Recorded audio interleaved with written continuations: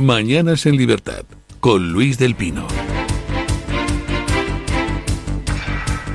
7:29 minutos o 6:29 en las Islas Canarias. Vamos con las noticias de las 7:30 con la ayuda de don Eric Gutiérrez. La prensa internacional reacciona a la imputación por corrupción y tráfico de influencias de Begoña Gómez, esposa del presidente del gobierno Pedro Sánchez. Entre los medios que han informado sobre el caso se encuentra la agencia británica Reuters, que publica un artículo titulado "Un tribunal español cita a la esposa del primer ministro Sánchez por presunta corrupción". En el cuerpo de la noticia se menciona: el caso ha desencadenado repercusiones internacionales. El mes pasado, España retiró a su embajador en Buenos Aires después de que el presidente de Argentina, Javier Milei, llamara corrupta a Gómez durante un mitin. En Estados Unidos, Bloomberg News informó que un tribunal español cita a la esposa del presidente del gobierno en una investigación por corrupción. El gobierno alega una campaña de desprestigio, mientras que The Washington Post señala que un juez de instrucción español ha citado a declarar a la esposa del presidente del gobierno español en el marco de una investigación sobre las acusaciones de que se utilizó su cargo para influir en negocios. En la Unión Europea, el periódico francés Le Monde destacó que la esposa del primer ministro español ha sido citada a declarar en una investigación por corrupción, mientras que su competidor Le Parisien encabezó una de sus noticias afirmando que la mujer de Pedro Sánchez comparecerá ante el juez por una investigación de corrupción. En Italia, los medios RAI y La República también se hicieron eco de la noticia, mientras que en Iberoamérica los diarios argentinos La Nación y Clarín, así como el colombiano La República, informaron también sobre el caso. Por último, el canal de televisión CNN Brasil también destacó la noticia en una de sus secciones. Bueno, ¿recuerdan ustedes cómo se ha internacionalizado todo el tema, no? Porque es muy ilustrativo de que, bueno, Sánchez tampoco lo puede controlar todo, y menos en el exterior. Inicialmente se presenta la denuncia contra Begoña Gómez. Aquello, pues, no llegó a las portadas internacionales. ¿Cuándo llega el tema a las portadas internacionales? Pues llega el tema cuando Sánchez, nada más enterarse de que Begoña Gómez estaba imputada por el juez, coge y lanza su primer órdago a la ciudadanía en forma de carta y dice que se toma 5 días de reflexión, ocultando en esa carta que su mujer estaba imputada. Pero vamos, era tan peculiar el asunto, lo de me voy a tomar 5 días para pensar si me interesa seguir dirigiéndoos, queridos súbditos, que todo el mundo se hizo eco, todos los periódicos internacionales. Sánchez anuncia que se toma 5 días para pensar si sigue de presidente de gobierno debido a denuncias presentadas contra su mujer. Denuncias. A ti te pueden denunciar y sin embargo no llegar a estar imputado nunca porque el juez vea que no hay materia, ¿no? Ya estaba imputada Begoña Gómez, pero no lo sabíamos. Sánchez sí, pero lo ocultó en su carta. Los medios internacionales pues tampoco sabían que Begoña Gómez estaba imputada. Simplemente se hacían eco de que Sánchez se tomaba un periodo de reflexión porque estaban atacando a su mujer denunciándola. Posteriormente supimos que efectivamente Begoña Gómez estaba imputada. Supimos que el mismo día de la denuncia, poquitas horas después, Begoña Gómez ya se había enterado de que estaba denunciada y había contratado a un abogado. Supimos que antes de que Pedro Sánchez hiciera pública su carta, acababa de saber, porque así se deduce de una comunicación del abogado de Begoña Gómez, que Begoña Gómez tenía la condición de imputada. Y entonces ya pues todos los medios titularon Begoña Gómez está imputada, y empezó en las tertulias pues una discusión. No, es que no es imputada mientras no la llamen a declarar como imputada. Bueno, el caso es que fue titular en España que Begoña Gómez pues efectivamente estaba imputada según un auto del juez, pero no fue noticia internacionalmente. Había quedado opacado todo el asunto. No era, digamos, algo suficientemente claro como para que se hicieran eco los medios internacionales. Sin embargo, ayer, cuando ya se produce la citación de Begoña Gómez a declarar como imputada acompañada de su abogado delante del juez el 5 de julio, pues entonces ya no hay duda. Está imputada. El juez la acusa de posibles actividades criminales. Con lo cual, de nuevo vuelve el tema a todos los medios internacionales. Bloomberg, Reuters, medios italianos, Le Monde, todo el mundo se ha hecho eco de que Begoña Gómez va a tener que declarar ante un juez por su posible implicación en actividades de corrupción.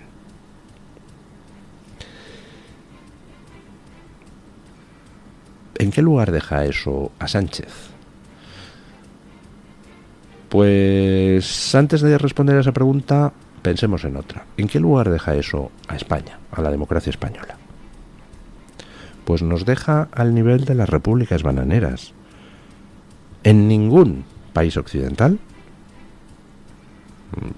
en ningún país de la Unión Europea podría resistir en el sillón ni un minuto un presidente a cuya mujer llamara como imputada un juez en un caso de corrupción.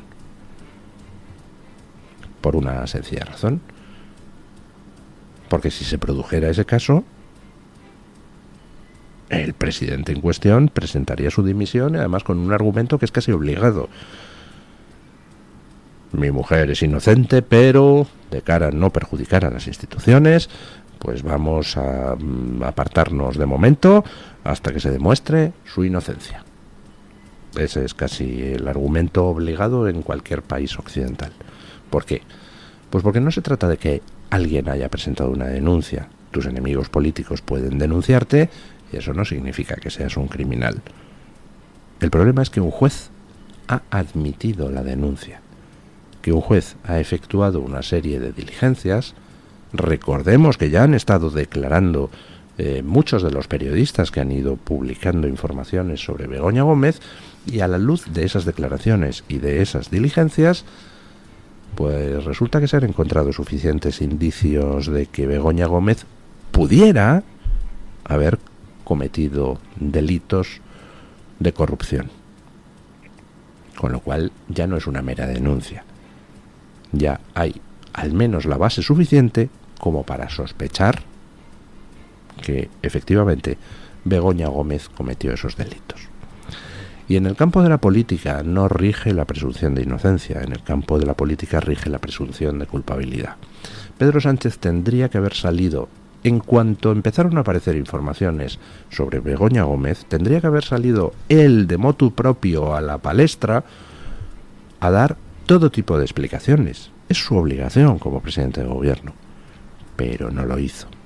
Tendría que haber salido a dar todo tipo de explicaciones sobre el caso Koldo, pero no lo hizo.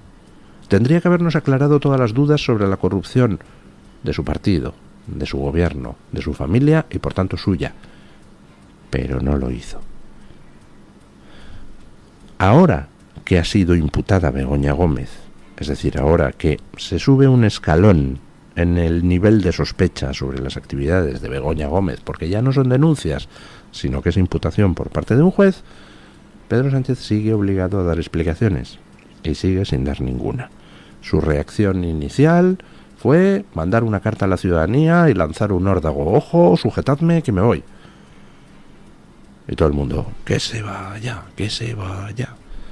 Ahora saca una segunda carta como reacción a la citación de su mujer, de nuevo diciéndonos pues que no piensa dimitir, y de nuevo sin dar ninguna explicación sobre su mujer, y de nuevo pues echando balones fuera, atacando a los demás. No, esto es la ultraderecha que me ataca. Oiga, no, que no es la ultraderecha, que estamos viendo cómo hay registros de la Guardia Civil, que estamos viendo detenciones por parte de la Guardia Civil en esas tramas de corrupción que le rodean a usted, que estamos viendo cómo, pues en fin, su señora esposa resulta que accedió a determinadas cosas que al común de los mortales nos están vedadas.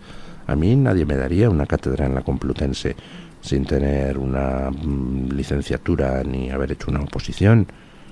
A mí nadie me nombraría no sé qué del Africa Center del Instituto de Empresa por mi cara bonita. A mí nadie me pediría cartas de recomendación para operaciones millonarias dependientes del gobierno. ¿Por qué? Porque no soy nadie. ¿Por qué Begoña Gómez sí le dieron una cátedra, la nombraron para el Instituto de Empresa, para el Africa Center, y resulta que le pedían cartas de recomendación para concursos públicos? Pues porque ella sí es alguien. ¿Alguien qué? ¿Alguien que se haya labrado una carrera profesional llena de méritos? Ninguno. Si es alguien es simplemente porque es su mujer. Oiga, y eso, como poco es impresentable, como mucho puede ser un delito. En fin, Pedro Sánchez se encastilla. Vamos a ver a dónde nos lleva eso, pero desde luego lo que le decía a Rajoy en 2017 se lo podía aplicar él mismo. Entre tus intereses, Pedro Sánchez, y los de España, deben prevalecer los de España. Estás arrastrando por el fango las instituciones para tratar de defenderte. Tú estás haciendo que la presidencia del gobierno quede a la altura, pues, de la Cosa Nostra, de una organización criminal. Cuanto más tiempo pasa sin dar explicaciones, más sospechamos todos que lo que hay detrás, pues no es nada santo, querido Pedro Sánchez. La ley del solo sí es sí de Irene Montero reduce la pena de un hombre condenado por violar a un niño de 8 años. Un tribunal de las Islas Canarias ha determinado que, gracias a esta normativa, la condena del pederasta será rebajada en 6 meses. Los hechos ocurrieron en agosto de 2017 en Gran Canaria. En ese momento, un hombre de 39 años abusó sexualmente del hijo de su pareja sentimental, un menor de 8 años, durante rituales de santería cubana en los que involucró al niño. Ahora, la Audiencia Provincial de Las Palmas ha concluido que la ley del solo sí es sí, impulsada por la exministra y candidata a las elecciones europeas Irene Montero, es más favorable para el condenado y por lo tanto debe aplicarse en este caso. Muchas gracias, Irene Montero, por haber hecho la canallada de sacar adelante una ley demencial que ha beneficiado a los violadores, no solo de mujeres, sino también de niñas y de niños. Lo que has hecho, Irene Montero, no tiene nombre, y espero que te atormente el resto de tu vida el recuerdo de todas esas víctimas de depredadores sexuales a los que tú has beneficiado, porque les has beneficiado tú, porque te avisó todo el mundo de la barbaridad de ley que estabas haciendo, y a pesar de todo seguiste adelante. Y no lo digo yo, lo dice precisamente una de las redactoras de la ley. En su día tuiteé aquella interesantísima entrevista en un periódico gallego a esa persona que sabían cuáles iban a ser las consecuencias en el terreno penal de la ley. Lo sabíais, que estabais rebajando a los depredadores sexuales las penas. Dice, pero lo que no nos esperábamos era la reacción social. Es decir, hicieron la ley a sabiendas de que canallas como este violador de niños se iban a ver beneficiados, pero lo que les sorprendió fue que la sociedad se escandalizara y protestara. Son mala gente, y lo dicho, espero que te atormente hasta el último día de tu vida el recuerdo de esas víctimas de depredadores sexuales a las cuales has revictimizado, Irene Montero. Igual que revictimizáis a otras víctimas. Lo que ayer pasó en el Congreso es de las cosas más graves que han pasado en las últimas semanas, y mira que han pasado cosas graves. Podemos lleva al Congreso de los Diputados a 2 activistas pro Hamás que justifican el atentado terrorista del 7 de octubre. En el marco de un ciclo de conferencias titulado Defensa de Palestina y criminalización en Europa, Podemos ha presentado a 2 mujeres que expresaron su agradecimiento a los terroristas de Hamás por los hechos del 7 de octubre.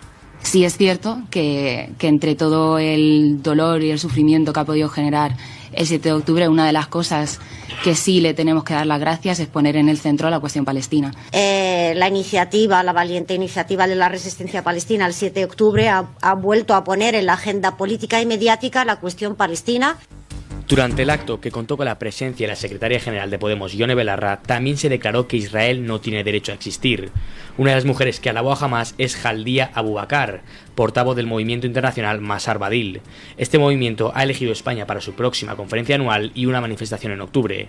Es importante recordar que el atentado perpetrado por Hamás el 7 de octubre de 2023 causó la muerte de más de 1.200 personas, incluyendo a 2 españoles. Esto que ha pasado ayer en el Gobierno en el Congreso, es un delito. Ayer, 2 personas llevadas por Podemos al Congreso dijeron que había que agradecer a los que cometieron el 7 de octubre que había puesto el tema de Palestina otra vez en la actualidad informativa. Y la otra persona dijo que era un acto de resistencia. O sea, violar en manada a mujeres, asesinar a 1.200 personas, quemar vivas a familias enteras después de haberlas atado con cable eléctrico a unos a otros, descuartizar a niños, secuestrar a ancianos, niños, hombres, mujeres. Todo eso es un acto de resistencia, dice una de las personas que Podemos llevó ayer al Congreso. Y la otra dice que, bueno, que el dolor que ha causado, dentro del dolor, que hay que reconocer que ha tenido el efecto benéfico de poner la cuestión de Palestina sobre la mesa. Eso es justificación del terrorismo. Eso es justificación del genocidio de judíos.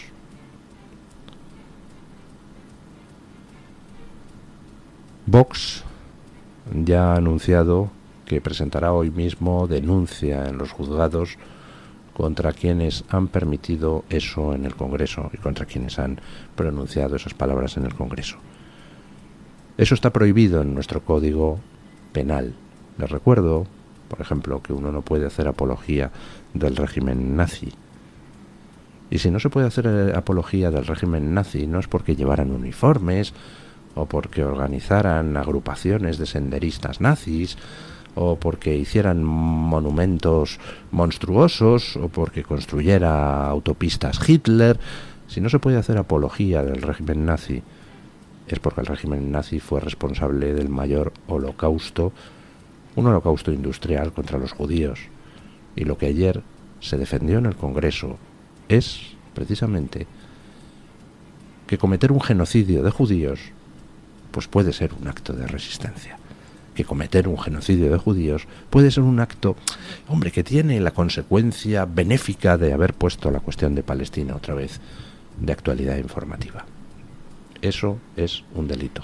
Vox va a presentar hoy la denuncia contra los canallas que dijeron ayer eso en el Congreso, y supongo yo que las comunidades judías lo harán también. Lo único que tiene de bueno todo esto es que se va quitando la careta a todo el mundo. Podemos es un partido antisemita. Podemos es un partido que justifica el genocidio de judíos. Podemos es un partido que considera, en palabras de aquellos a los que Podemos lleva al Congreso, que violar en manada a mujeres puede tener efectos benéficos, como por ejemplo poner de actualidad la cuestión palestina. Sois escoria.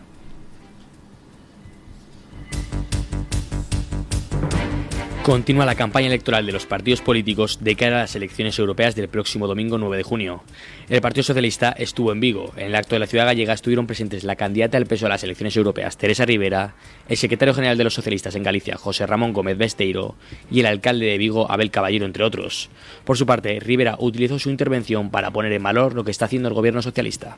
21,3 millones de personas cotizando a la Seguridad Social.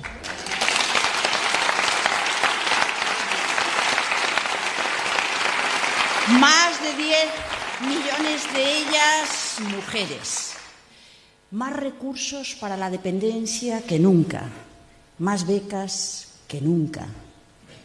Un 2023 en el que el PIB en España creció 5 veces más que el de la zona euro. Una muy buena perspectiva para 2024. Una expectativa positiva para 2025. Una reducción de la deuda a las cifras del año 2006. Garantía de actualización de las pensiones y hucha de las pensiones llenas. Por otro lado, el Partido Popular estuvo en Valladolid para continuar con la semana de mítines electorales. Alfonso Fernández Mañueco, presidente de la Junta de Castilla y León, el alcalde de Valladolid, Jesús Julio Garnero, y Alberto Núñez Feijóo, presidente del PP, fueron las principales estrellas del acto. Feijóo aprovechó su intervención para destapar los hechos que hay detrás de las tretas de Pedro Sánchez. Los hechos son que no hay ningún gobierno en Europa que esté más cuestionado por la corrupción que el gobierno de España. Primer hecho. Segundo, los hechos son que es la primera vez en democracia que se investigan por delitos de corrupción y tráfico de influencias a la esposa del presidente del Gobierno de España. Esos son los hechos. Y los hechos son que Sánchez montó un melodrama a costa de 48 millones de españoles para tapar la presunta corrupción que llega hasta la Moncloa. Esos son los hechos. Por su parte, Vox estuvo en Sevilla para continuar con su campaña electoral del 9J. Jorge Buxade, candidato de Vox a las elecciones europeas, y Santiago Abascal fueron los que tomaron la palabra. Concretamente, el líder de Vox habló de la falsa pelea que existe entre el PP y el PSOE. Nos encontramos la pelea fake entre el Partido Popular y el Partido Socialista. Digo porque no es real. Se lo reparten todo, en Bruselas votan lo mismo y producen lo que producen. Y los hijos de ese matrimonio entre el Partido Popular y el Partido Socialista tienen ya nombres. Agenda 2030, Pacto Verde y Pacto por la Migración Masiva. ¿Y esto qué significa? ¿Qué consecuencias tiene? Significa que los países occidentales tienen que dejar de producir para que se produzcan los países en vías de desarrollo. ¿Eso qué significa literalmente? Que aquí hay que cerrar las fábricas, que aquí hay que impedir que el campo prospere, que aquí hay que cerrar las centrales energéticas y todo eso hay que levantarlo en otros lugares. Es decir, los paganos somos nosotros, sois vosotros. Y esto es lo que votan cada vez que tienen oportunidad en Bruselas. Por último, Sumar escogió Gijón para hacer su mitin electoral del día de ayer. Íñigo Errejón utilizó su intervención para atacar al Partido Popular. El plebiscito, señor Feijóo, usted lo va a volver a perder, pero no basta con que Feijóo pierda este examen al gobierno. Han intentado desde que el gobierno de coalición nació asustarnos, disciplinarnos, intentar que hiciéramos las políticas que quieren ellos, intentar que decepcionáramos a los nuestros, intentar que estuviéramos tímidos en el poder, pidiendo permiso, no haciendo aquellas cosas para las que nos habían votado. Y yo lo voy a decir muy claro, es verdad que en estas elecciones en España se examina el gobierno, pero también se examina qué tipo de gobierno.